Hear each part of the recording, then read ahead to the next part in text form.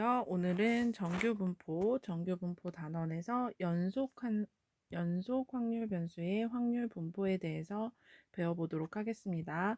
우리가 앞에는 이제 이산확률 변수에 대해서 배웠었는데요. 그래서 이산확률 변수 배우고 그 다음에 그것의 평균, 분산, 표준 편차 이런 것들을 좀 구해봤었죠.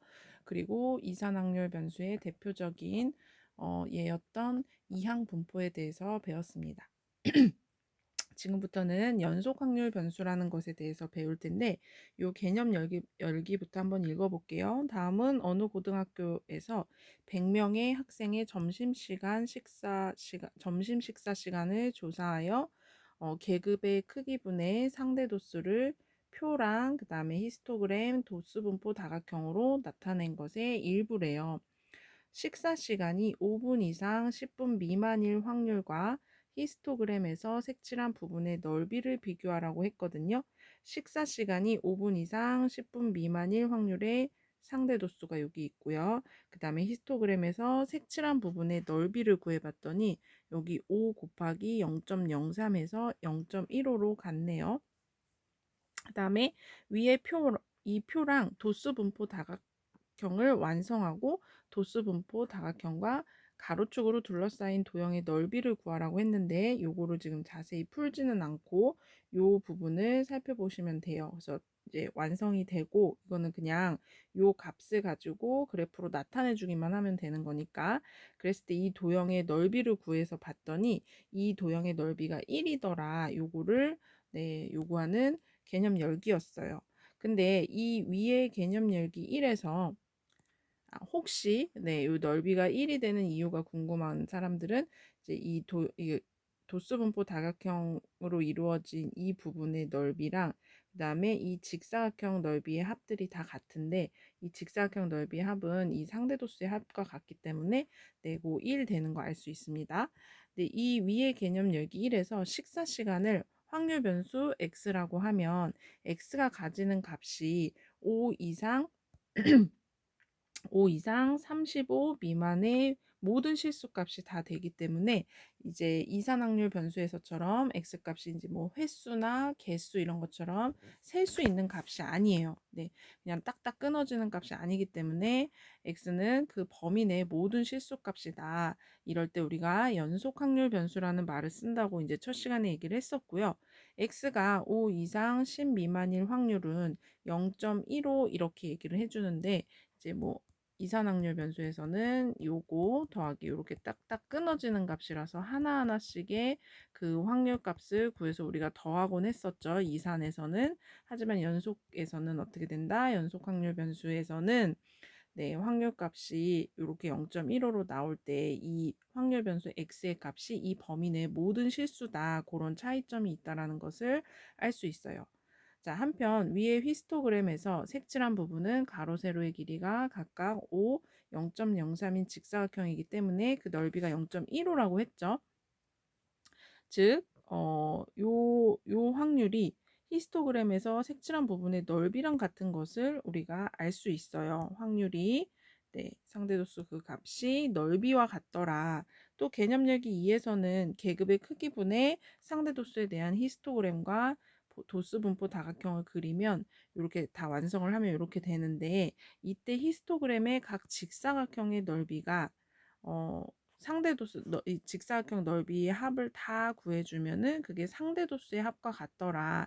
근데 그 상대도수의 합이 얼마였죠? 1이었잖아요. 상대도수의 분포표에서 각 계급의 상대도수의 합은 1이었던 예전에 우리가 배웠던 내용도 있고요. 그래서 즉 직사각형의 넓이의 합은 상대도수의 합과 같더라.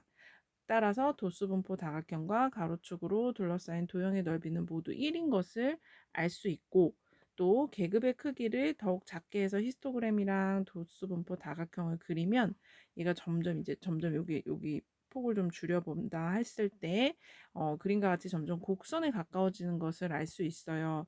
이때 이 곡선은 항상 x축보다 위에 있고 이 곡선과 x축으로 둘러싸인 부분의 넓이는 1이라고 우리가 이야기할 수 있는데 이와 같은 곡선을 우리가 연속 확률 변수 x의 확률 밀도 함수의 그래프라고 얘기를 해주고 이 곡선을 그래프로 갖는 함수 fx를 확률 밀도 함수라고 얘기를 합니다.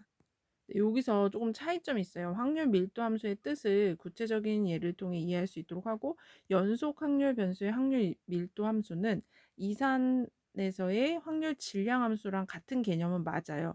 하지만 확률 질량 함수처럼 딱 그 어떤 값, 뭐 px는 1 하면 딱 나오는 그 확률값이 있었잖아요. 그 함수값이 확률을 나타내는 것은 아님을 이해한다 했는데, 이 왜 그러냐면 연속에서는 이렇게 하나의 값에 대한 확률값을 나타내는 게 아니라 어떻게 구간, 이 구간 혹은 범위 내에서의 요 확률값을 이야기하기 때문에 그 차이점만 알아두시면 될 것 같아요. 그리고 요 A부터 B까지의 확률 변수 x가 갖는 그 값의 확률값은 어떻게 정의를 하냐면, 요 곡선과 이 부분에서 A부터 B까지로 둘러싸인 부분의 넓이랑 같다, 이렇게 정의를 합니다.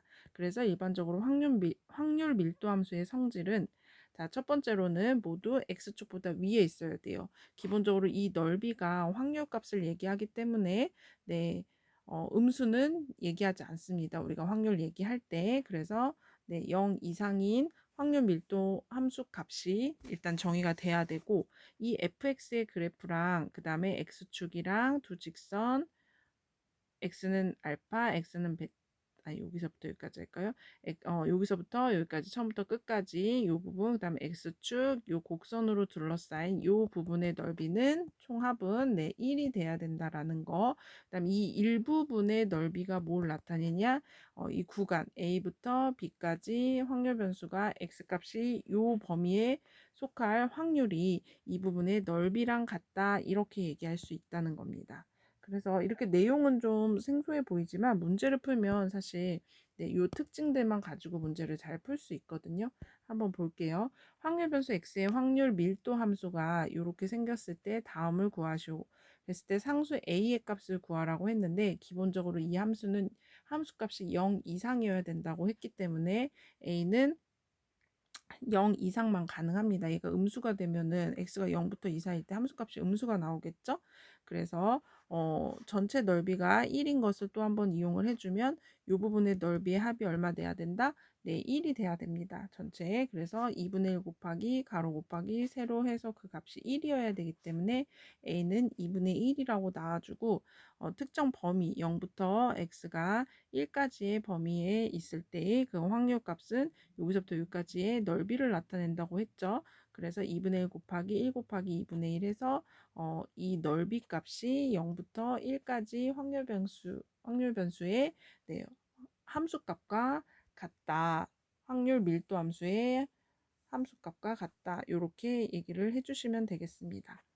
요 문제 하나만 풀고 마칠게요. 확률 변수 x의 확률 밀도 함수가 이렇게 생겼대요. 그럼 당연히 얘도 지금 x가 마이너스 2, 0이고 이렇게 가겠죠. 0부터 4까지예요. 네. 이렇게 됐을 때 0일 때는 지금 여기가 2a일 텐데, 얘는 2a는 a는 0 이상이 돼야 되고요. 그 다음에 이 부분의 넓이가 어떻게 돼야 된다? 합이 0부터 4까지 전 범위에서의 넓이가 1이 돼야 된다. 그래서 요거 사다리꼴 넓이를 생각해 주시면 돼요. 2a 플러스 4일 때는 여기는 6a거든요.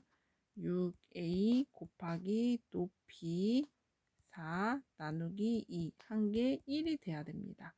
그러면 계산을 해주면 8a는 2분의 1이에요.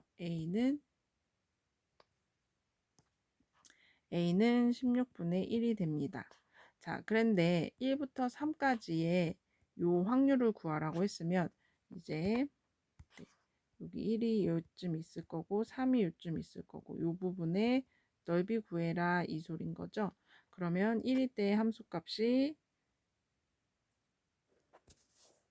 1일 때의 함수값이 16분의 3이고 3일 때의 함수값이 16분의 5이기 때문에 요 사다리꼴의 넓이를 구해주시면 16분의 3 더하기 16분의 5 곱하기 높이 나누기 2분의 1. 네, 그래서 얘를 구해주면 2분의 1이 되겠네요. 네, 그래서 답은 2분의 1이 되겠습니다.